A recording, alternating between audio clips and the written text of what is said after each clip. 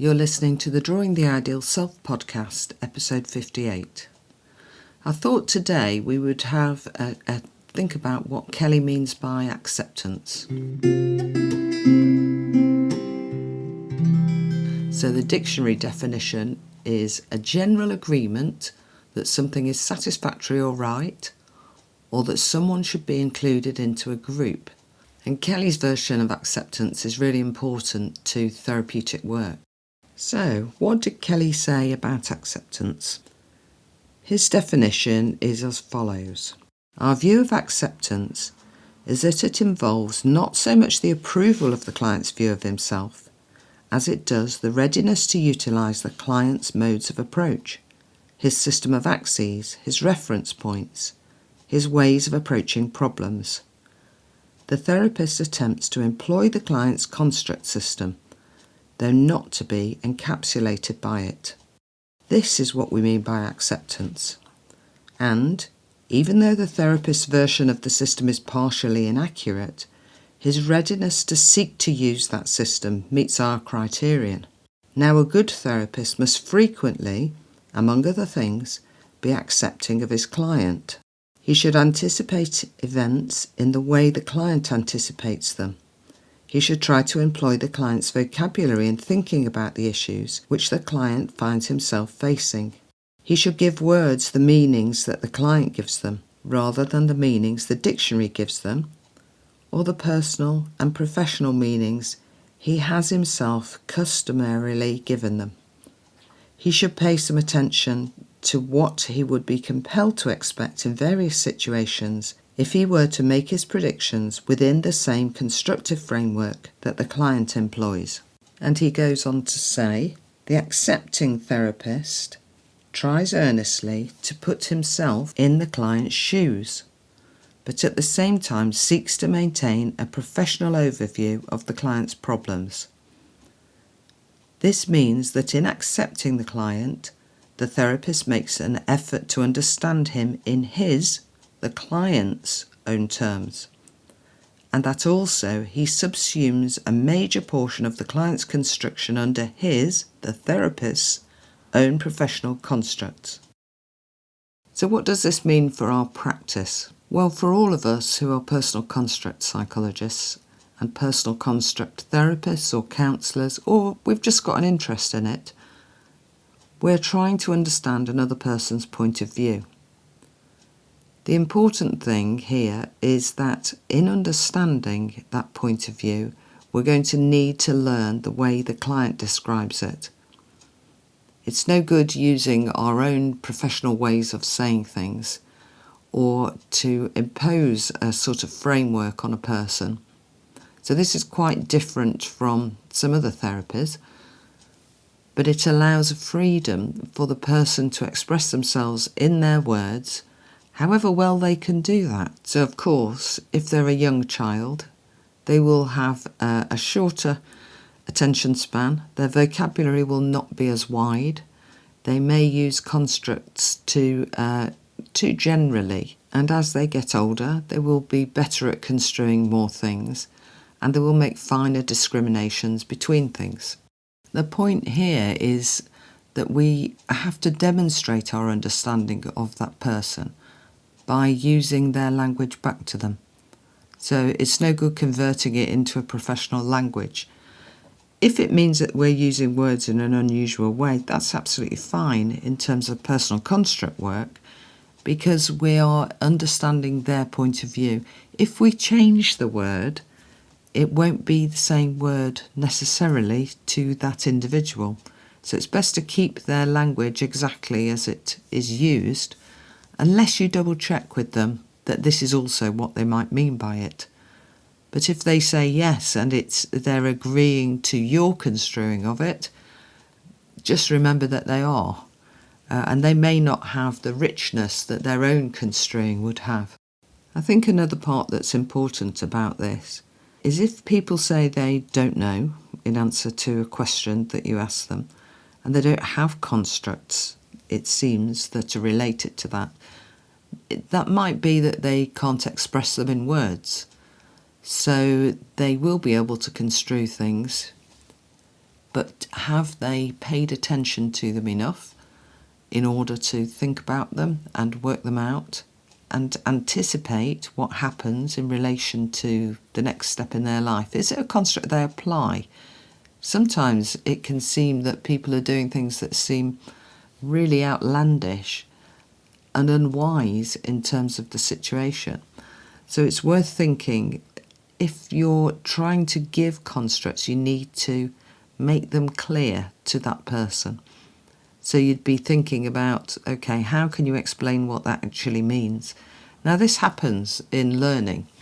So if we were in a science lesson and somebody said, plants photosynthesize, they would then go on to explain exactly what that means. They're donating a construct to us that means that we can then actually engage in the lesson, so it improves our sociality. And within teaching, it might be easier to remember that than within conversations about people. So if somebody says that they're feeling crap, I would use the word crap back to them, but I would want to really understand what that means to them. So I would use pyramiding to say, okay, if I came and met you on a Tuesday and you were feeling crap, what would I see happening? If I had a video camera and we watched the video back, what would I notice on that video? And they might say, well, I would be sitting down and looking miserable. I wouldn't be enjoying myself. I wouldn't be talking to many people. I would just be sitting there. I'd say, okay, so you'd be sitting there, on a day you're not feeling crap. What would you call that? And would you still be sitting there on a day you're not feeling crap? And they say, no. When I'm not feeling crap, I'd actually be more active and I'd be trying to chat to people. So already we've got one construct that we understand, that somebody who's feeling crap from this person's point of view is not engaging with other people. There's something there that's really important. The other thing they said is that they'd be sitting down. So I'd want to know more about that. So I might say, okay, so sitting down, where would you be sitting? And they'd say, okay, I'd be sitting a bit away from people maybe, so that I didn't have to talk to them. So, choose a chair that meant that I didn't have to have too much conversation that day because I'm not feeling good. And then I want to know the contrast to that. So on a day where you are feeling good, is there a difference in where or how you sit? And they might say, yeah, definitely. When I'm not feeling crap, I will sit with everybody else. I'll be quite happy to sit with other people because I need to sit near them if I'm going to talk to them. Now, Kelly said something important about this, which is that a person basically is what he does. You can't separate those two things out. He goes on to explain this.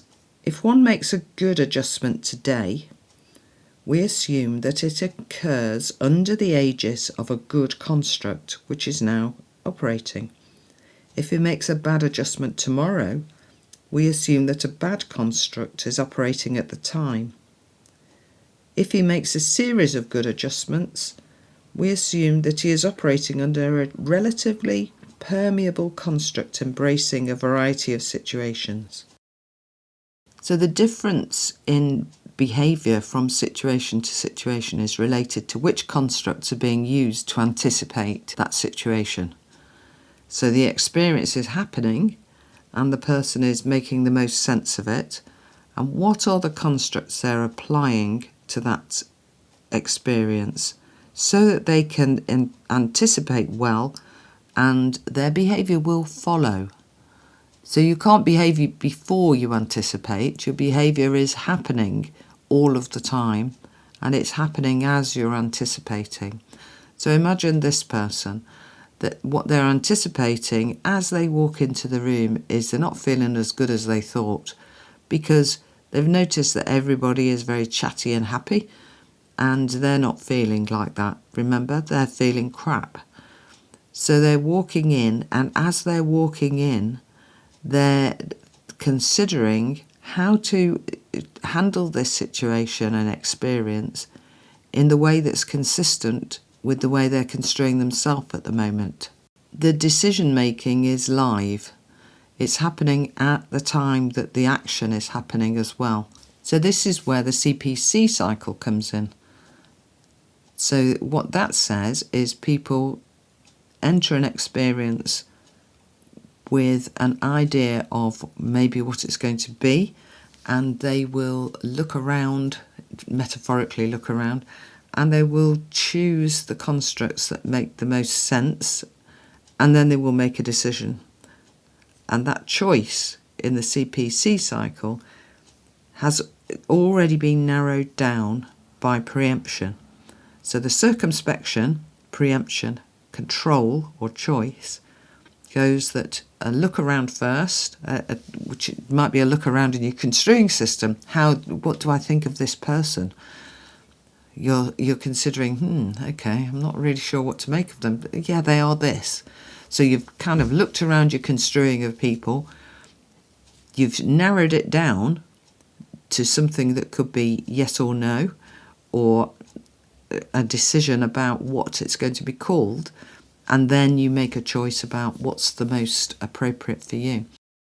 So as the person who's feeling crap enters the room, they're doing that. They're looking around at the other people, they're noticing their own construing at the same time, and they're construing of how they've been feeling today, and they're making a choice about where to sit. The place that they sit is going to be chosen on the basis of how they're construing themselves. And we understand this in a very obvious way. So if somebody came into a room full of people and that person went and sat in the corner, it would be really obvious. Sometimes there's no place you can take yourself that far away. For instance, children in a classroom may have very little choice about where they sit, and there are only a limited number of seats, so they can't take themselves away, although they may feel they want to. They may feel at that time their kind of otherness that they're construing themselves as, I am not like the other people in this room in some ways, might make them want to move, but they can't do it. So the fact that people maybe don't play out their constructs is going to be limited by the situation that they're in. They'll still be doing that construing, but they can't necessarily enact everything. So going back to the acceptance, what we're trying to do is really understand that person's point of view and use those constructs to speak to them rather than use our own. But at the same time, to be able to have our own what are called professional constructs, which are basically the way that we're construing what the client's construing, which is thinking about more than just what's going on. It's holding our own construing in abeyance so that we're not applying that. It's also, with a professional hat on, being able to think about the client and what's going on for them without necessarily telling them and without it interfering with the way that the client is explaining themselves. So there's kind of two tracks going on. There's the professional views and there's the client views that you're holding in your head at the same time. And with practice, that's possible. I think the biggest thing for personal construct work is saying, how does the client see this? Have you got enough detail about how the client sees things? Have you considered all angles? Have you thought about asking the client to explain in more detail? Have you thought about laddering some of their constructs? Have you thought about pyramiding to explore how a construct plays out? Pyramiding is going more concrete, the laddering is going more abstract. The big advantage, of course, of this approach is that you can work with somebody as long as you can construe their construing system to enough extent for you to play a meaningful role with them. You don't have to agree with them ever. That's okay. You might be able to work with somebody who you find personally very difficult, but what you're trying to do is understand the way they see things, and in my experience that makes most people extremely interesting and I want to spend time with them.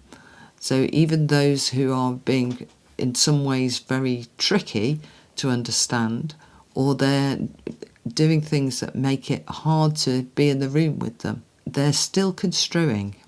What they're construing is something that makes your job very difficult. That doesn't mean that you shouldn't be working with them. It means that you have to try really, really hard to engage them. So if you were somebody who is working with a child who keeps running out of the room, they're not running out of the room for no reason. They're running out of the room because being in the room is in some way more difficult than being out of the room. So that's your first area of curiosity. What's going on here? Why is it that this child doesn't want to stay in the room with me? It's actually quite hard to take that stance, I think, for children. They have so little power in life as they're growing up, particularly when they're young, that often the only thing they can do is the kind of ways that younger children operate, which is basically say no, throw things and run, get away from the person. They don't have the strategies to do more than that. There's a psychologist called Ross Greene who wrote a book called The Explosive Child and has a great website which is very helpful to parents and professionals who are working with young people who are very tricky in this kind of way. And he argues that kids do well if they can. That makes absolute sense in terms of PCP, that you can only manage life according to your constructs. So when we say we're accepting our client's view of something, we're not agreeing with them. We are taking their position and trying to look at the world through their eyes. Now, if you are somebody who has changes in your mood which mean that some days you feel crap and sometimes you feel great, what is it like to go through the day? What's it like to go to the shops like that? What's it like to go swimming like that? What's it like to go to the petrol station and then find out you've forgotten your money? What's it like when you try and take your dog out and it's sick at the door? Just ordinary everyday experiences. If you're feeling crap, what will that do, that experience? What will it be like? Will it elaborate the crap feeling even more? Or will it introduce another construct, something different? Is it going to affect other things? So when we're saying that we're accepting a person, we're accepting that they have their own unique construing of life, and it is theirs, and we're allowed an insight to it, but we don't know it all. What we need to do is find out as much as we can that will help us to help that person move on and go on their way and be okay. Okay, I'll put the links to Ross Greene in the show notes because there's some really useful things on his website. It's particularly for people who are working with children and young people, but you could also apply it to other people. Might be quite helpful for people working with somebody with a learning disability. Okay, and I will see you again next month. Thanks, bye.